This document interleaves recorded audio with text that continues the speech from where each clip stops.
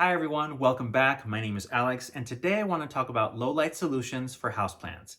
But before we jump in, I just want to say a quick thank you to all the recent new subscribers. I really appreciate it. Okay, so with the day starting to get colder and darker, at least in the northern hemisphere anyway, I figured this was a good chance to share some research I've done on different methods and grow lights that can help your houseplants thrive over the winter, but also work well from an interior design perspective. So let's get into it. So let's say you like houseplants, you want to grow them, but you live in a space that doesn't get a lot of natural light. There are a number of approaches you can take. The first one is pretty simple, which is to consider low light plants for your home. There's lots of YouTube videos that list a ton of good options, so I'll just share a few that I really like. Heartleaf philodendrons are great. They have beautiful trailing vines with shapely leaves. They come in many different varieties and can also be trained to grow vertically. Snake plants are also excellent for lower light situations and come in a lot of different varieties as well, but they're all beautiful. One of my other favorites is the cast iron plant. The regular one is attractive, but it's also available in a spotted version, which is called Milky Way.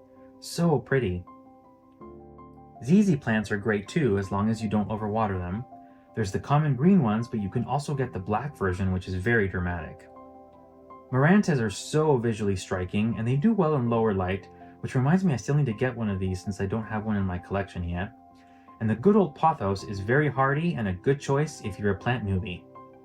There's lots more options for houseplants that can survive in lower light conditions, but these are just some of my favorites. Now, with that said, it's worth noting that while there are plants that tolerate low light conditions, most of the time they prefer brighter light in order to thrive. So that's where the grow lights come in. Now, I kind of have mixed feelings about grow lights. Obviously, the plants will appreciate them, but it's also really easy to have them look unattractive or make your home feel like a nursery, which is not ideal. So I've tried a few different ones that I want to share with y'all, but before I do, I want to talk a little bit about light temperature. What you'll see in this image here are examples of different light temperatures, which are measured in kelvins. So starting from the lowest on the left, 2000 Kelvin would be warm light, and once you move on to the higher temperatures like 4 or 5000 here towards the right, the light is way more bright and colder. Now, plants respond best to certain spectrums of light.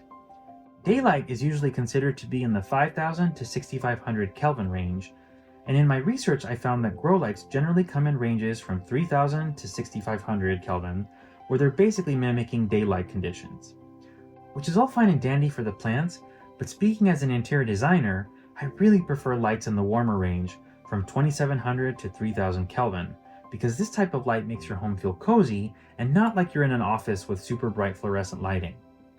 So when we overlap the two ranges, I'd say 3000 Kelvin is the best light temperature to both help your plants be happy, but also allow your home to feel warm and welcoming. Okay, so let's move on to some different options for grow lights that I'm exploring. Our first option today is going to be the Lordem grow light. It currently retails for $19.99 and comes in a light temperature that's 4500 Kelvin, which is higher than I'd like, but we're going to give it a shot anyway. The fixture itself consists of a round halo-shaped light that's mounted onto a telescoping plant stake, which is nice because it can be adjusted to different heights. The overall look of the fixture is fairly modern and minimal, which is nice. The power cord is a USB connector, but it also comes with an adapter to plug into a wall. The controls feature the power button, as well as a timer and the dimming switch. So let's set it up and see how it looks. I decided to set up this little prayer plant in my dining room hutch, which is really dark. The fixture does an excellent job of illuminating the plant, and while it's a cooler light temperature than I'd like, it's not overwhelming. But where this little light really excels is with its dimming ability. You just click the little button and it cycles through different settings. So in the evenings I could set it up to the dimmest option and not be blinded by the grow light. If you have a small houseplant that you have tucked in a dark corner, this is a good choice. So for the Lordem grow light, I'd say the pros are that it's very affordable, really easy to use, and the dimming feature makes it really simple to adjust the light levels to keep it from being too bright when you want a cozier atmosphere. The cons are that it really only produces enough light for one plant at a time, and the light temperature is still a little on the cool side, but again, on the dimmest setting, it's not a huge issue. Alright, let's take a look at our next option here, which is the Proro Halo grow light. This retails for $49.99 and it comes in a range of light temperatures from 3000 to 5000 Kelvin. This one does require some assembly, but it's pretty straightforward. Once it's all set up, you'll notice that it has a similar aesthetic to the Lordem grow light, with the halo shape for the light.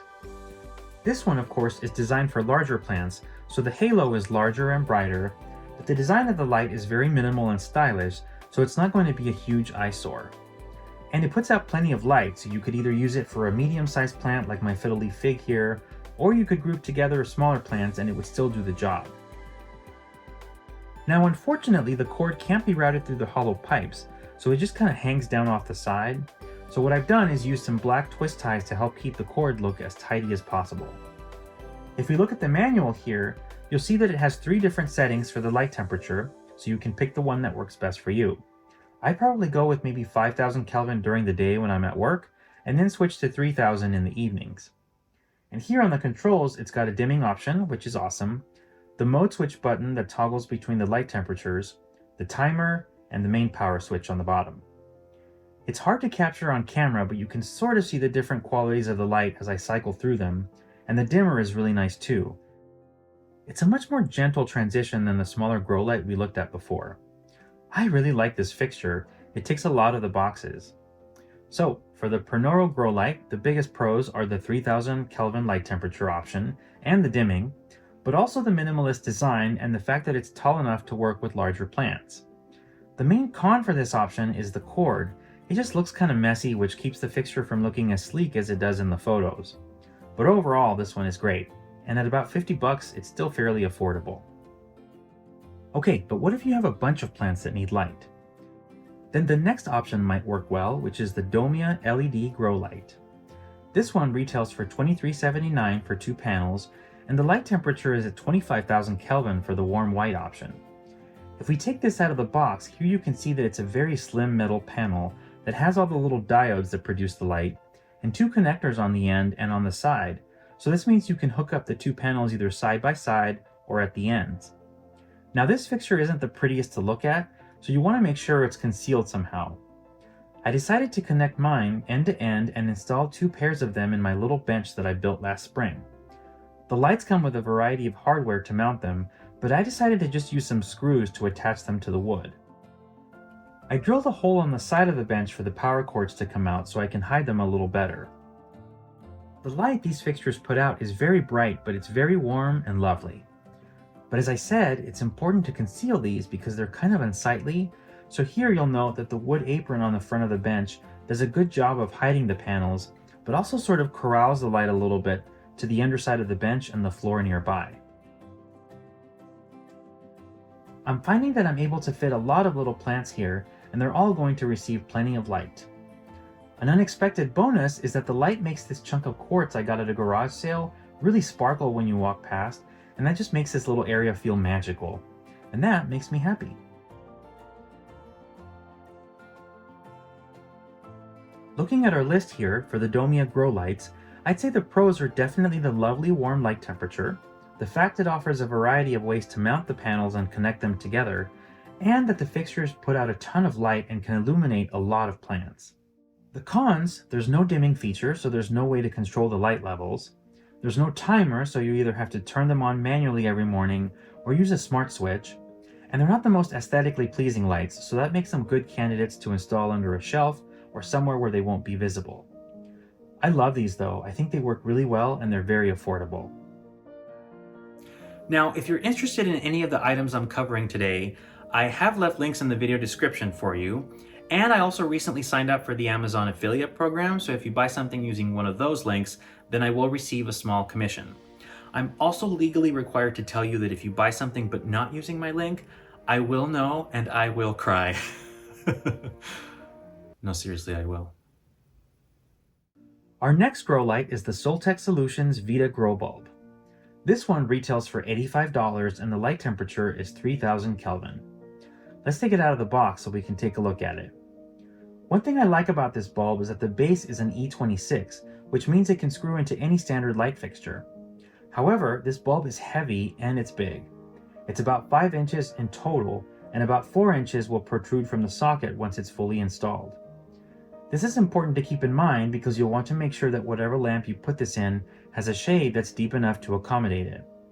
I first tried putting this into a task lamp that I have, but it looked absolutely ridiculous. So instead, I found this lamp and I'm hoping it'll work better. Now, because most table lamps don't come with a dimming option, I found a separate switch that I'm going to use with the lamp.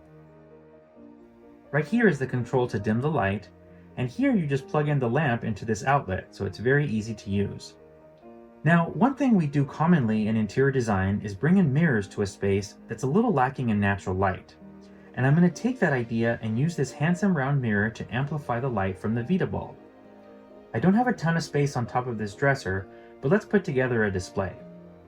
For some books that will function as platforms, our lamp with the grow bulb, and unfortunately the bulb is so heavy that this lamp can easily tip over, so I'm going to use this heavy paperweight to make sure it stays put. And now some plants.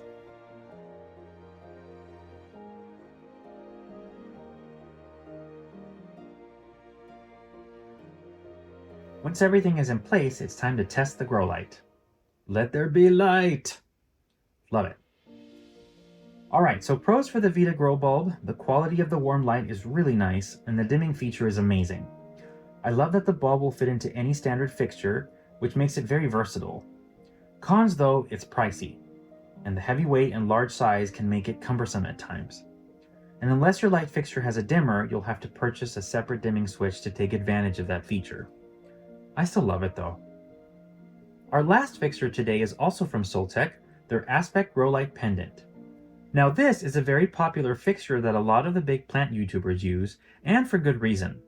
The sleek design disguises the fact that it's even a grow light at all, and its simple silhouette looks good in any space.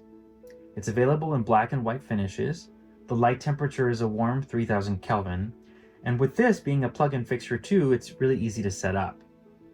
It also puts out a lot of light, so just one of these can take care of a larger group of plants.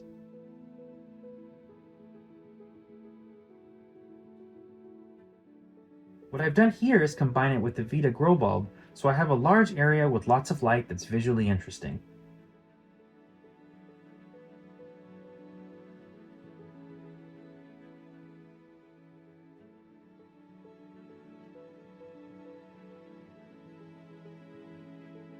Alright, let's look at our list here for the Soltech Aspect Grow Light. The pros are obviously the warm quality of the light, its sleek design, and the fact that it really can handle a large group of houseplants. The cons: this thing is expensive, so it's definitely an investment, and I wish it came with a dimmer, which I think would make it just about perfect. But overall, this is a really great choice if you're a committed plant collector. I'm hoping I've left you today with some tips and options to help keep your houseplants happy, even if you don't have a lot of natural light. And if these fixtures can also help your spaces feel cozy and comfortable on dark evenings and nights, then that's even better. Alright everyone, that does it for today's video. I hope you found it helpful. If you did, please hit that like button for me, and consider subscribing if you want to see more houseplant videos. Okay everyone, take care. We'll see you next time.